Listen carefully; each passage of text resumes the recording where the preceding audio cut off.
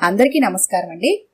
ఈరోజు మనం దోర్నాదుల సుబ్బమ్మ గారు రచించిన కోడలు ఒకనాటికి అత్తే అనే చక్కటి కథను విందాం. ఇక కథలోకి వెళ్దాం. సూర్యుడు తూర్పు దిక్కున ఉదయిస్తాడు, పశ్చిమ దిక్కున అస్తమిస్తాడు.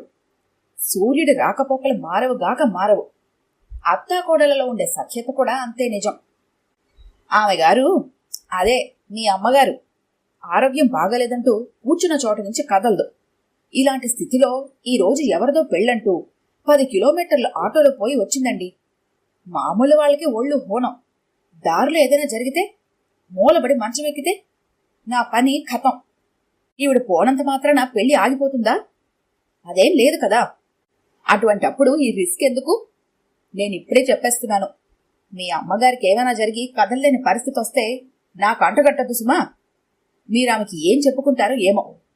అయినా నేనేమన్నా అందరిలాగా అత్తగారి పొత్తు పనికిరాదన్నానా? ముసలోళ్ళ ఆశ్రమంలో వదిలేయమంటున్నానా?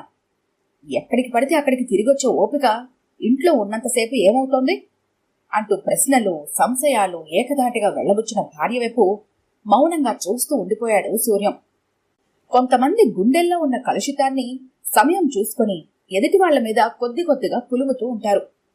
ఆడవాళ్లలో సఖ్యత, సర్దుబాటు ఉంటే ప్రతి కుటుంబం కలకల్లాడుతుంది.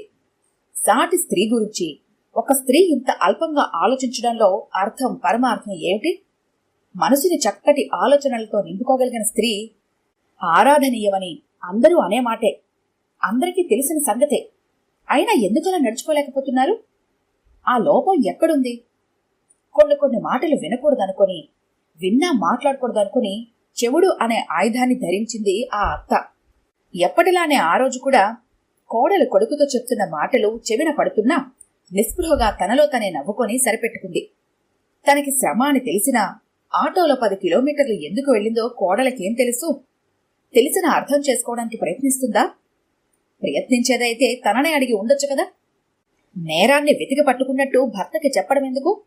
భర్త తనకు వంత పాడితే భార్య పొందే ఆనందం అంతా ఇంత కాదు.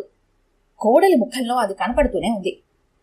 తను ఎవరింట్లో పెళ్లికైతే వెళ్ళిందో వాళ్ళు ఒకప్పుడు ఇల్లు కాలిపోయి దిక్కులేని వాళ్ళలా తమ ఇంటికొస్తే తను, తన భర్త వాళ్లను ఓదార్చి ఆదుకున్నందుకు ఇంటిల్లపాది ముఖాల్లో కృతజ్ఞతతో మెరిసిన మెరుపుని మర్చిపోలేకపోయింది.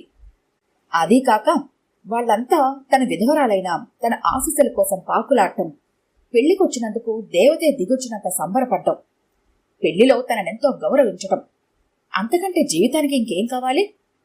ఎదుటివాళ్లు మనల్ని మంచివాళ్లను పొగిడినప్పుడు, అభిమానించేటప్పుడు తెలియకుండానే సంతృప్తి కలుగుతుంది. అందుకే ఈ రోజు పెళ్లికెళ్ళొచ్చింది తను. ముసలివాళ్ళనంత మాత్రాన గుర్తింపు ఉండకూడదా? కొడుకు కోడలికి తెలియకుండా నిర్ణయాలు తీసుకోకూడదా? భర్త పోయాక 10 లక్షల రూపాయలు కొడుకు చేతికిచ్చింది. ఓ 2 లక్షలు తన సేవింగ్స్ లో ఉంచుకుంది. అయ్యో అనిపించే దీనస్థితిలో ఉన్నవారికి స్వతంత్రంగా 10 రూపాయలు ఇస్తుంది. అలాంటివి కోడలు కంటపడినప్పుడల్లా ముఖం చిట్లించుకుంటుంది. చిలువలు పలవలు చేర్చి భర్త వద్ద ప్రస్తావించినప్పుడల్లా ఆ కొడుకు విని విననట్లు ఉంటాడు. అమ్మ ఇష్టం వచ్చినట్లు చేసుకోనివ్వు అని అప్పుడప్పుడు భార్యకు సర్ది చెప్తూ ఉంటాడు. ఆ మాటతో భార్య గయ్యేమంటూ, అవును మరి, మీకు కోట్లకు కోట్ల ఆస్తి ఉంది కదా, పోతే పోని అనుకోవడానికి. మా బంధువుల్లో అందరికీ బంగ్లాలు, కార్లు, ఆ సౌకర్యాలన్నీ మీరు కూడా ఓ రోజుకి మనకు సమకూరుస్తారని సరిపెట్టుకుంటూ వస్తున్నాను. ఆ అమ్మకు అడ్డ చెప్పే దమ్ము మీకు లేదాయే. ఎప్పుడు ఈ చివరి వాక్యం అత్తగారు వినేట్టుగా మాట్లాడటం వల్లే ఆ అత్తగారు చెవుడు అనేదాన్ని అంటగట్టుకుంది. అడిగిందే అడగటం, చెప్పిందే మళ్లీ చెప్పించుకోవటం, పెద్దగా చెప్పమనటం అలవాటు చేసుకుంది. తనకు వయసుతో పాటు చెవుడు వచ్చేసిందని కొడుకు కోడలు నిర్ధారించుకున్నా తను అనుకున్న ప్రకారం జరిగిందని ఓ విధమైన తృప్తితో ఉండిపోయేది. లేని లోపం అంటగట్టుకోవడం వల్ల ఇంట్లో ఏ పేచీలు రాకుండా జరిగిపోతుంది. అయినా కొన్ని మాటలు మనసును గుచ్చుకొని కళ్ళల్లోకి నీళ్లు తెప్పించేవి. తనకు తనే నచ్చ చెప్పుకొని గుటక మింగి గుండెల్లోకి నెట్టుకునేది. పిల్లల్ని వెంటబెట్టుకుని కోడలు పేరంటానికి వెళ్ళింది. కొడుకు ఆఫీస్ నుంచి రాగానే టీ ఇచ్చింది ఆమె. కొడుక్కి దగ్గరగా కుర్చీ లాక్కొని కూర్చుంది. తల్లి కొడుకులు ఒకరినొకరు చూసుకుంటూ మౌనంగా ఉండిపోయారు. కొన్నిసార్లు మౌనం ఊరటనిస్తుంది. నీ గురించి నీ కోడలు చెప్పేవన్నీ వింటున్నానే గాని నీ మనసు నాకు తెలుసు కాబట్టి ఎప్పటికీ అపార్థం చేసుకోనమ్మా. నీపై నేరం మోపినా ఖండించలేని అసహాయత నాది. నన్ను క్షమించమ్మా. సంసారం సఖ్యతగా ఉందనిపించుకోవాలనే నా ప్రయత్నం అంటూ తప్పు చేసి సంజాయిషి ఇచ్చేవానిలా కొడుకు చూపుల్ని చూడలేక తల పక్కకు తిప్పుకుంది. తప్పుని ఒప్పుకోవడం కూడా గొప్పతనమే. నాకు తెలుసురా నీ మనసు. సంసారం గుట్టేటట్టు కాకుండా ఉన్నంతవరకే దాని గొప్పతనం. నా మూలంగా గొడవలు రాకూడదనే చెవిటి మనిషిగా ఉండిపోయానని చెప్పబోయి ఆగిపోయింది. ఒకవేళ తనకు చెవుడు లేదని చెప్పేస్తే కోడలు చేసే రాద్ధాంతమంతా అమ్మ మనసులోనే దాచుకుందన్న సంగతి తెలిస్తే కొడుకు తన గురించి మరింత బాధపడతాడు అనిపించింది. ఎదుటివారు బాధపడే కారణాలు స్ఫురించినప్పుడు తప్పించడానికి ప్రయత్నిస్తారు చాలామంది. కొంతమంది మాత్రం ఓ పొల్ల ఎక్కేసి తగువు చూసి సంతోషపడతారు. తను అలాంటిది కాదు కనుకే మౌనంగా ఉండిపోయింది. ఎదురుగా చెట్టువైపు చూస్తున్న కొడుకుని చూసి తనే మొదలుపెట్టింది. పండుటాకు ఎప్పటికైనా రాలిపోయేదే. రాలిపోతే కొమ్మకు తేలికవుతుంది. ఏమైనా 10 కాలాల పాటు ఆకులు చివుళ్లతో కొమ్మ పచ్చగా ఉంటుంది.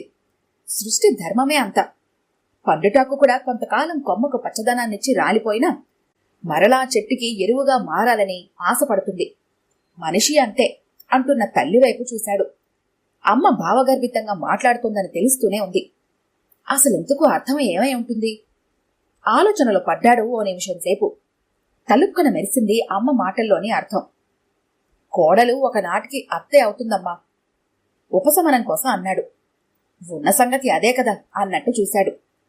కసి, బాధ, నిస్సహాయత మూడు ముడిపడి ఉన్న కొడుకు ముఖాన్ని చూసేసరికి తల్లి పేగు కలపెలలాడింది. నా సంతృప్తి కోసం నువ్వలా మాట్లాడొద్దు నాన్నా. ఏ వేళ ప్రభావం ఎలా ఉంటుందో. నా పరిస్థితి నా కోడలికి రాకుండా ఉండాలని ఆశపడుతున్నాను. తన బాధ ఇతరులు కూడా పట్టం చూసి కొంతమంది సంతోషపడతారు. నేను అలాంటి దాన్నా? అమ్మా. ఆ పిలుపు అంతరంగంలో నలుసంత కల్మషానికి కూడా చోటివ్వని మాట ఇచ్చినట్లుగా ఉంది. అమ్మ నవ్వింది. ఆ నవ్వు మాతృత్వం పక్షం నిలిచి వక్షస్థలాన్ని చీల్చి కొడుకు మీదున్న మమకారాన్ని చూపెడుతోంది. ఈ కథ గనుక మీకు నచ్చినట్లయితే లైక్ చేయండి, షేర్ చేయండి. మరిన్ని ఇంట్రెస్టింగ్ కథల కోసం మా ఛానల్ని తప్పకుండా సబ్స్క్రైబ్ చేసుకోండి.